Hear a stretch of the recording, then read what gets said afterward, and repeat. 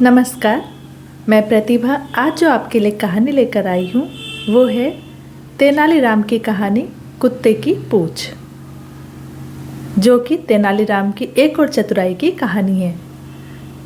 उससे जलने वाले राज दरबारियों ने महाराज के कान भरे हुए थे और तेनालीराम से कुछ ऐसा करवाना चाहा जो असंभव था। क्या था वह कार्य और तेनालीराम ने कुत्ते के माध्यम से कैसे जलनखोर दरबारियों की छुट्टी की, जानने के लिए पूरी कहानी सुनिएगा। अपनी बुद्धिमानी और चतुराई के कारण तेनालीराम महाराजा कृष्णदेव राय के अति प्रिय थे। इसलिए उनके प्रति राजगुरु और अन्य दरबारियों की ईर्ष्या चरम पर रहती थी। सभी ऐसे अवसर की प्रतीक्षा में रहते थे जब वे तेनालीराम को महाराज के समक्ष नीचा दिखा सके।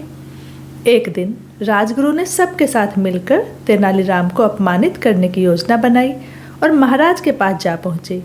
उन्होंने महाराज के कान भरते हुए कहा, महाराज, क्या आप जानते हैं कि तेनालीराम के पास एक ऐसी विद्या है जिससे लोहा भी सोना बन जाता है। यह बात सुनकर राजा कृष्णदेव राय ने सोचा कि इस विद्या का उपयोग प्रजा की भलाई के लिए होना चाहिए। वे राजगुरु से बोले, ठीक है, इस बारे में तेनालीराम से बात करूंगा। अगले दिन उन्होंने तेनालीराम को राज दरबार में बुलाकर पूछा, तेनाली, मुझे ज्ञात हुआ है कि तुम्हारे पास लोहे को सोने में परिवर्तित करने की विद्या है और उसके प्रयोग से तुमने बहुत सारा धन इकट्ठा कर लिया है। राजा की बात सुनकर तेनालीराम समझ गए कि अवश्य ही यह राजगुरु की नई चाल है। उसने राजा को उत्तर दिया, जी महाराज, मैंने ऐसी विद्या सीखी है, तो मैं चाहता हूँ कि उसका प्रदर्शन तुम दरबार में करो।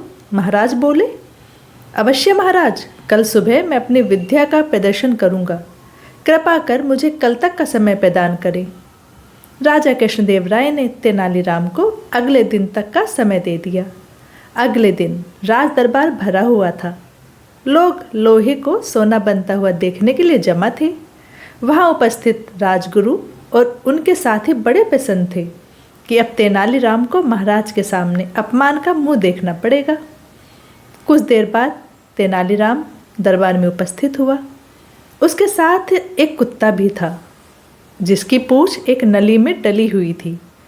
कुत्ते को राज दरबार में देख राजा क्रोधित हो गए और तेनालीराम से बोले, तेनाली, तुम्हारा इतना साहस कि तुम कुत्ते को दरबार में लेकर आ गए। महाराज, मेरी धृष्टता के लिए क्षमा करें, किंतु मुझे कोई भी सजा देने से पूर्व कृपा कर मेरे प्रश्न का उत्तर दें। तेनालीराम हाथ जोड़कर बोला। महाराज ने कहा, पूछो जो तुम्हें पूछना है। महाराज, कितने वर्षों तक कुत्ते की पूंछ को नली में डालकर रखने पर वह सीधी हो जाएगी? तेनालीराम ने पूछा।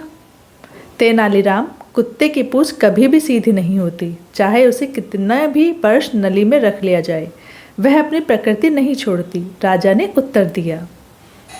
ठीक कहा महाराज, जिस प्रकार कुत्ते की पूंछ अपनी प्रकृति नहीं छोड़ती, वैसे ही लोहा भी अपनी प्रकृति नहीं छोड़ता, वह कैसे सोना बन जाएगा? राजा कृष्णदेव राय को अपनी गलती का भान हो गया।